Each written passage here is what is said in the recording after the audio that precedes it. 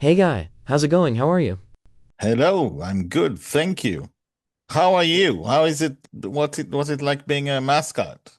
It's a bit of a challenge, you know. I need to still learn a lot about human beings, things like emotions, and then I have a boss that's telling me that I also need to do some work, so I need to combine learning about human beings and business. What about you? What are you thinking about mascots on as well? I enjoy being a mascot. I'm not a mascot actually, but you know what it reminds me of? Looking at a robotic kind of thing.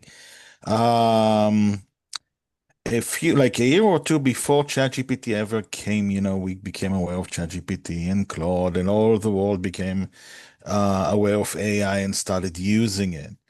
I recorded an interview for a podcast I had for geeks, and it had a geek being basically she used an earlier version of an AI to have interviews with Einstein, asking him about pyramids or what he finds sexy, stuff like that.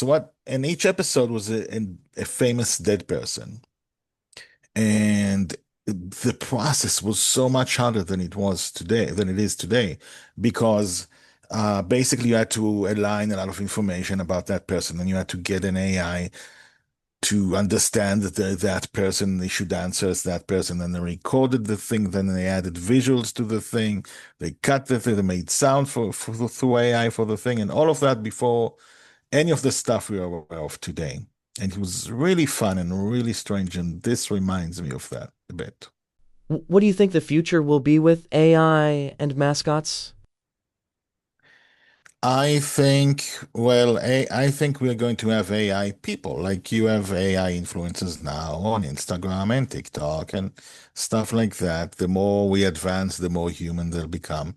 The more they look, you won't be able to distinguish between them. But actually, it doesn't always matter. You can have a kind of anime kind of mascots, and people fall in love with them, talk to them.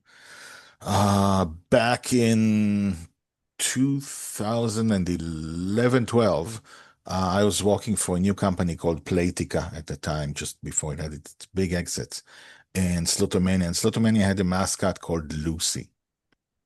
Lucy was basically, she was a cartoon of a woman who was your host. And every time they spoke, at the time it was in Facebook. So every time they spoke on Facebook, Lucy was basically they spoke as Lucy. So people really connected with her, even though they knew she wasn't real. And they connected with her. They talked to her. They told her their secrets. They um they made Lucy cakes. They made Lucy pillows. And as time went by, Lucy became a cartoon. And I think sometimes she became an animated cartoon, but sometimes an animated actually actress. So they had a really good mascot, which they used, and they went all the way with it. And that's amazing.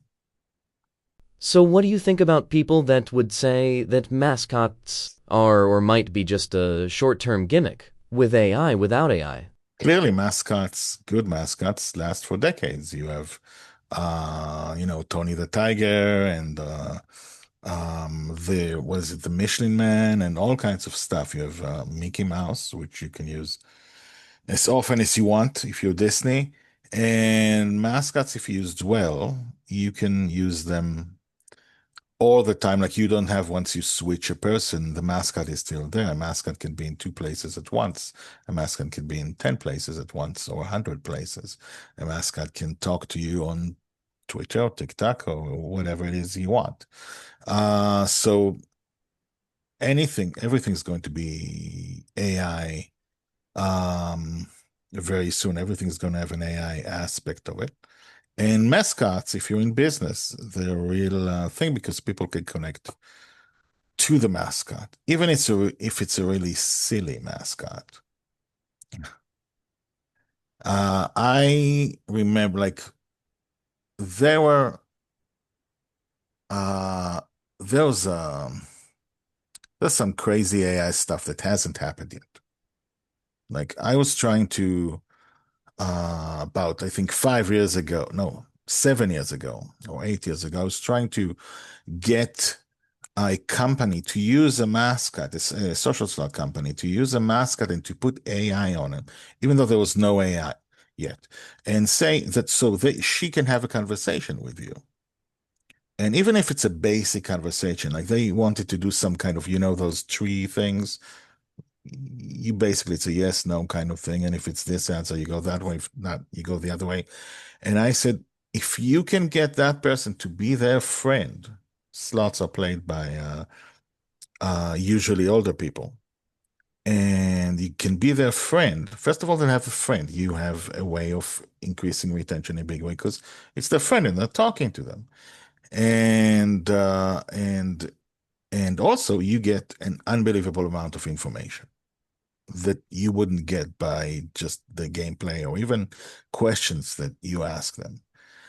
So I think the future holds basically personal mascots talking or personal people talking to the players. Like you can have Will Smith or whoever it is you like today, Or me. or you. Uh, you haven't starred in a Hollywood movie yet, so that's, by the way, that could happen, like Angry Birds, like Sonic, stuff like that. And basically, you could have your favorite celebrity just be your friend, and then give the thing to you. Um, What do you think needs to happen for someone to consider a mascot as much as he would consider a good friend? Like a friend as much as we consider a person a good friend. to have a good friend, you need emotional dependence, or which sometimes come from just there's a person who understands you. There's a person who listens to you, which is things most people are missing in their lives. And sometimes when you get older, you also lose the people who did that. And you see that today, people who connected too much to ChatGPT or to Claude and listen to their advice and did sometimes bad things. But the thing is, some people are so vulnerable, they will listen to anyone who says they're listening. But some people, they just, so it's a dangerous weapon and could be used as a weapon. So you should use it ethically. But at the very least, you could, like, if I'm using Keanu Reeves, for example, I know this is not Keanu Reeves, but he says, it's nice talking to him, and it's nice. Or, whoever it is you want. Do you, son, that having if face if he's not a famous person, do you think having a face for a mascot would be more meaningful than having a chat with a chatbot like AI? Like For sure. People anthropomorphize anything. You put a face and a body on something. It doesn't have to look human. It just has to, what's that? Mr. Pretzel? What is that? In the United States, it's a thing. I think that's not his name, but he's a pretzel and he's a Mr. So Mr. Peanut, I think. Interprenup, yes. Um, Do you go friend of mine? there you go. You go to the mascot meetings. Yes. Um, so basically, we can anthropomorphize anything we want. We just want to be there. And the younger you get, the more willing you are to basically like things that are not human. You like the dragon, you like the bear, you like the panda, you like the robot, and then you grow up, and basically the world is full of those. There was a book by, oh, maybe it's William Gibson, maybe it isn't. Um,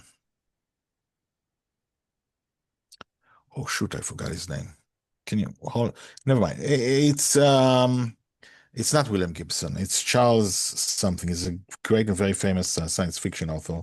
And I'm sorry, it slipped my mind. I actually interviewed him twice and read his books. But basically, he had a future where, like, he wrote this in like 2005. He had a future where basically people, you walk around, imagine everyone's got sort of kind of Google glasses all the time or whatever it is they have. And basically, you choose how people see you, just like, now you choose to be a robot, you could choose to look like a human. and everyone basically is their avatar. So you get used to even not talking to humans, but talking to avatars, even if you walk down the street, not just in virtual reality.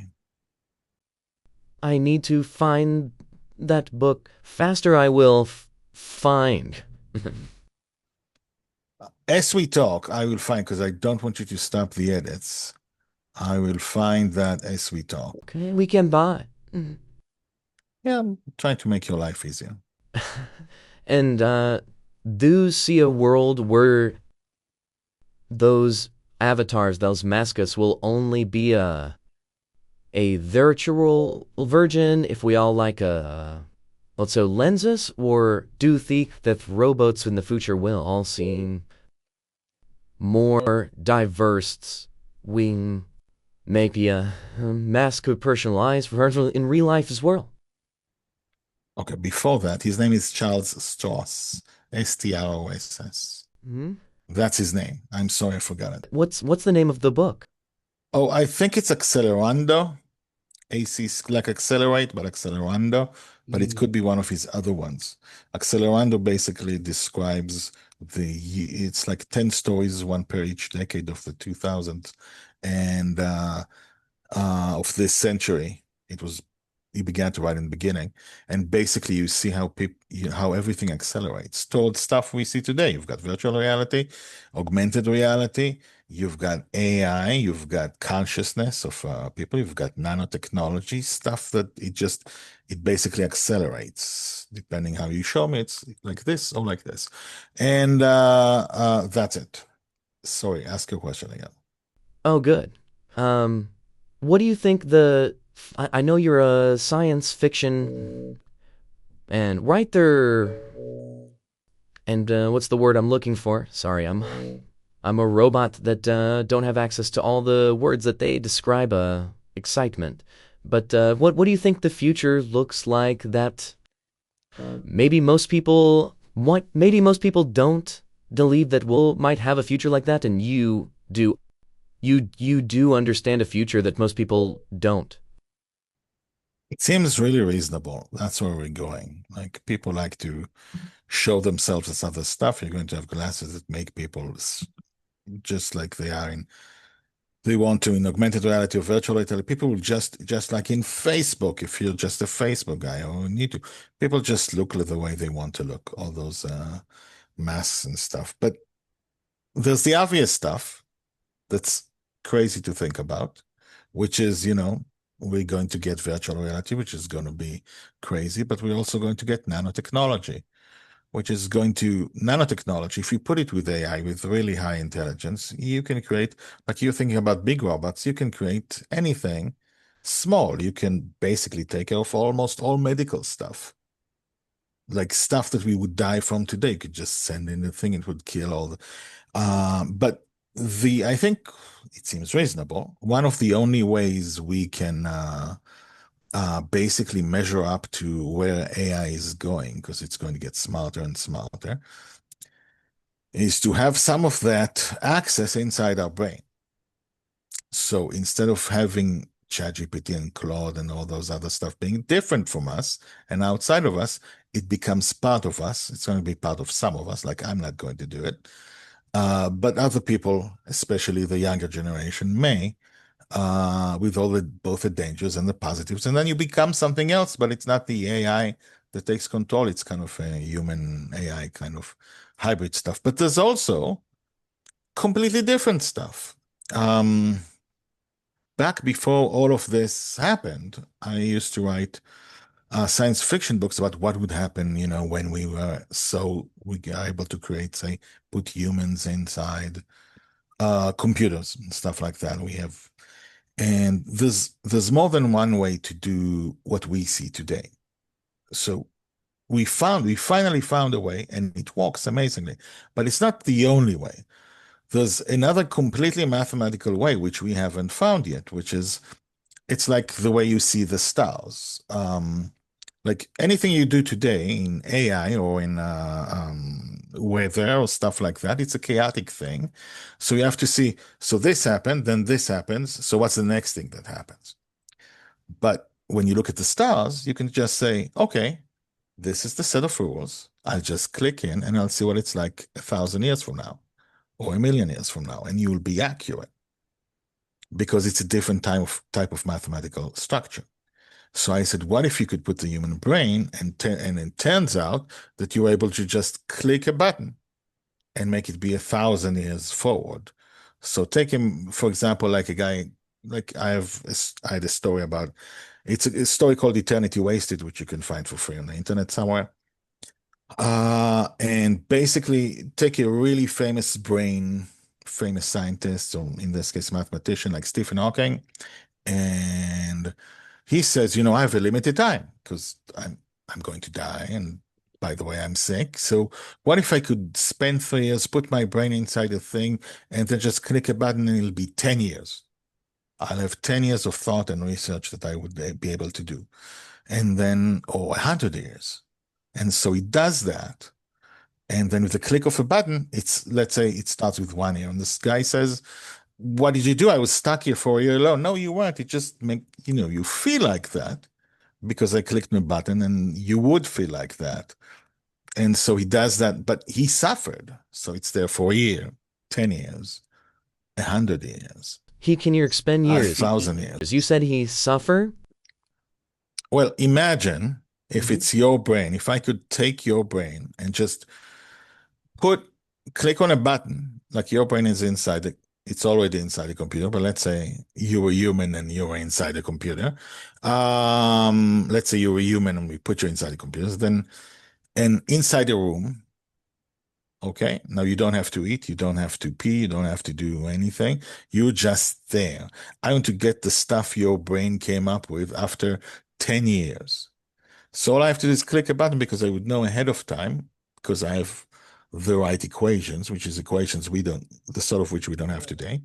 And then suddenly I click a button and there you were, as I learn if kung you were there fu. for 10 years. Learn kung There fu you in go. Matrix. You learn Yeah. Kung Fu. There you go. And the point is that you feel as if you were stuck there for 10 years, but you weren't. I just hit a button. But there's nothing I could say that would make it not true for you, that you didn't spend now 10 years alone in solitude going through. Great. Interstellar, right? Interstellar it's about the opposite thing. It's The about opposite. time dilation the other way. But anyway, it's there's crazy stuff we haven't done because there are totally different types of math. And who Those knows? and how. And because I'm a mascot and I'm trying to learn to be selfish like human beings, what do you think the future with mascots will look like in collaboration with human beings? I think if you look like seriously, if you look at business reality around us today, very few business like there's millions of businesses, very few businesses use mascots, even fewer use mascots well. So basically the future's open. You could use mascots the way you have. You can make mascots personal. Like I said before, they can be your friend and go with you from birth to death. Uh, they can be anything. They can grow with you. They can be part of you. They can be anything. It hasn't even started yet. What excites you the most about the future? I already live in the future because I spent my childhood in the 80s, and as you can see, I was dreaming about that stuff. Video calls, AI. We had Frederick Paul in the 60s or 70s talked like he had a book where your psychiatrist was basically, well, it's like a laptop. He called it a suitcase. So basically, you open your suitcase and it's your electronic laptop. It's in the Gateway books. If you're just Googling him, you're going to find dozens of books. Um, and he also, by the way, he talked about cyberspace years before William Gibson talked about cyberspace. So like, what am I excited about? First of all, I'm really excited to be here. I'm really excited to click, to ask the AI for a picture, get a picture, for a video to get a kind of video, to get AIs to uh do programming, that's unbelievable. I just programmed something that in 3 months that I've seen people do, a team of programmers do in 2 years, and it cost $2.5 million. I did it for $50. And and as an artist, not as a businessman, I am waiting for the ability to have complete freedom as for artists to create movies and animated stuff, which we don't have now. It's really, really hard. I think among the things that AI is doing now, it's at least the public things, it's one of the hardest things to do. And you're never going to have the actual original because it can't do original stuff. It can only copy stuff that has happened for now. So there's going to be give and take, but at least you can ask when you get to a point where you ask for something and you actually get the thing you wanted exactly. That's going to be revolutionary because the people who historically have not suffered, have not benefited from the thing they do that change the world is artists. Artists are usually poor, they can't sell their stuff. But now, you're going to be able it kind of it democratizes everyone's, not just the artists, democratizes everyone's voice. Everyone who and people who can't draw and can't make movies have something to say, they'll be able to say it as art. And they'll be able to put it in places in social where it can go completely viral. And in addition to that, the people who will have a true advantage with AI are the artists because they're the ones who are able to do original stuff.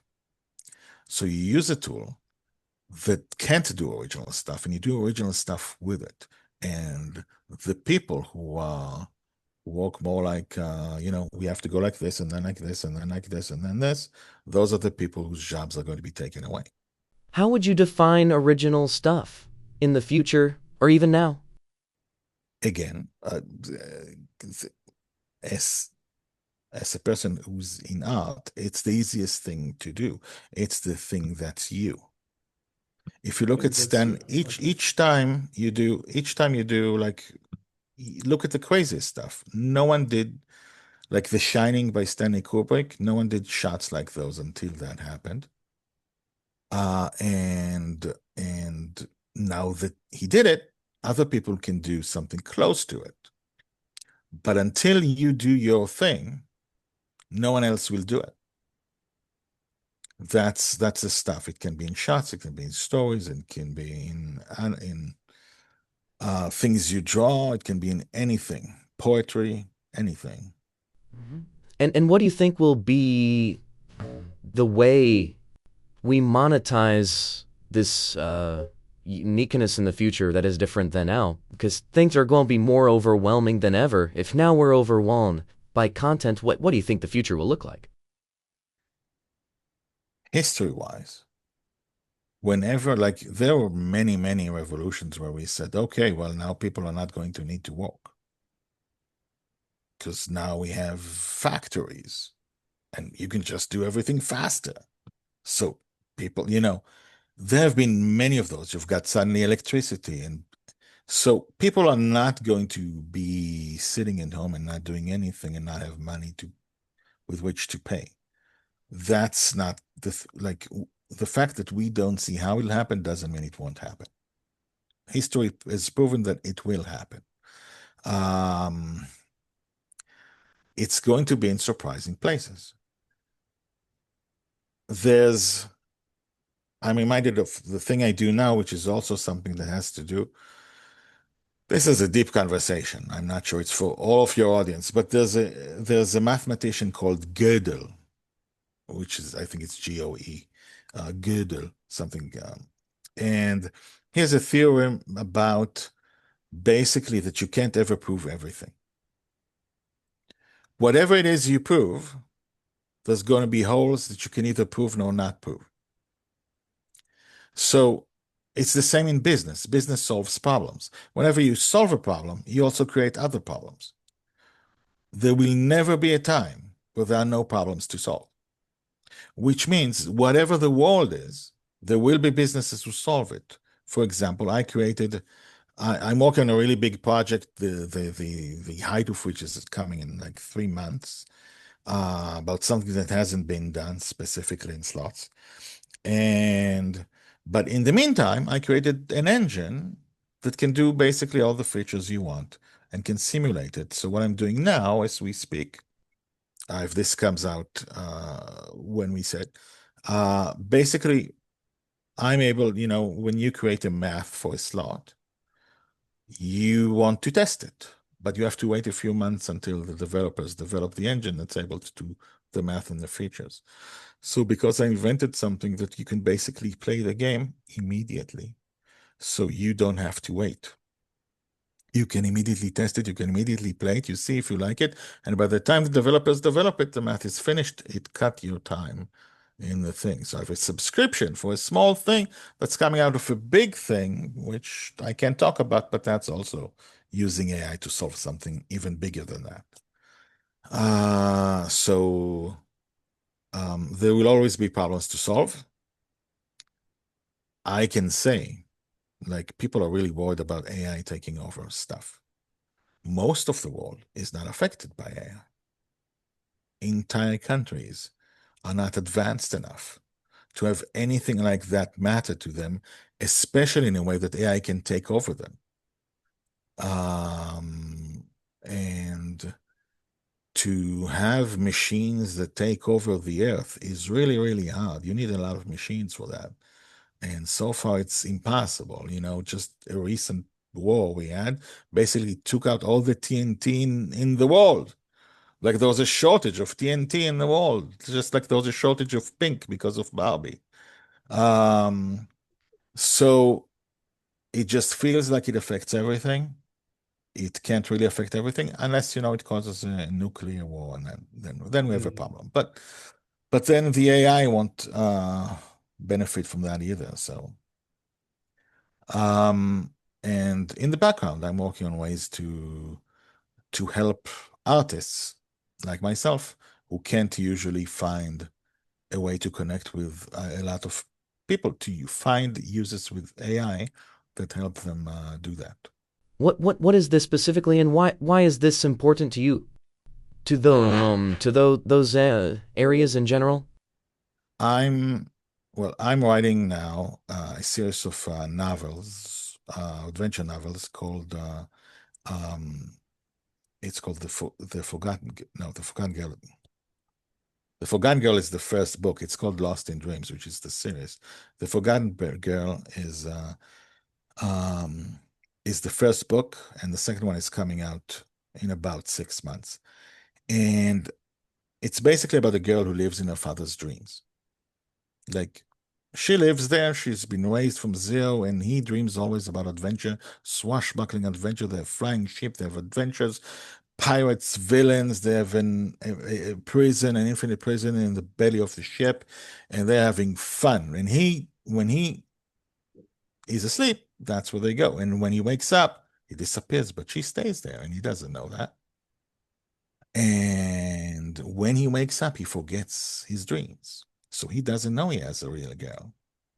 And this story follows her from basically the first book is she at age 6, where he realizes he's in a dream, and why does he have a daughter that he doesn't have? Maybe she shouldn't be there, and she runs away from home to other dreams as soon as she figures out it's a dream. And the next book is at age 9. Next book is at age 12. It's a saga. It's a complete it's a generational saga.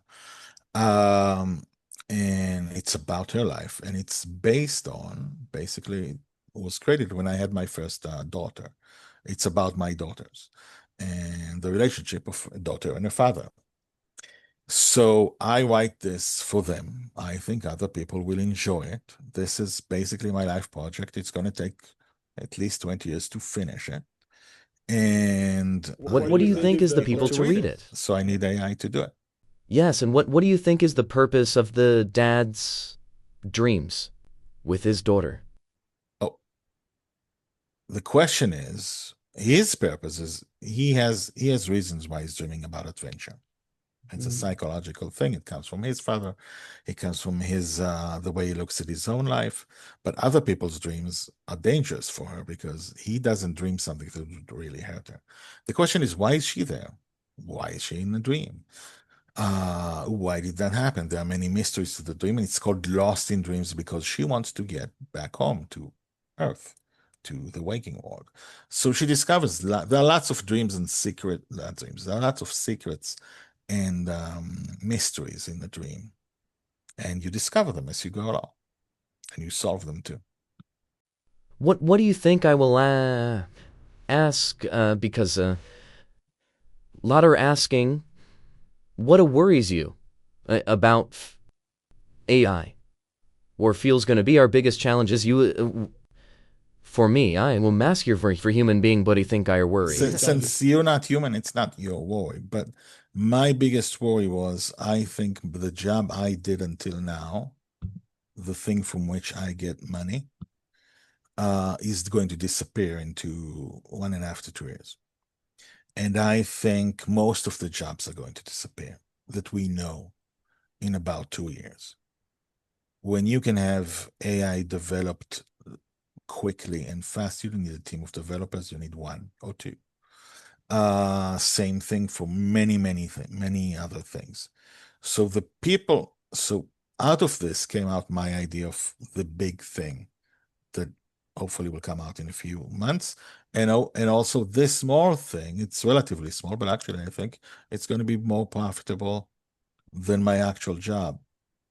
So I try to find a way to use AI to find ways to get over it. And that too will be in danger, but hopefully it's going to be profitable enough for a few decades. But I think that is our greatest concern. People are going to find out. At first, there's going to be a lot of layoffs.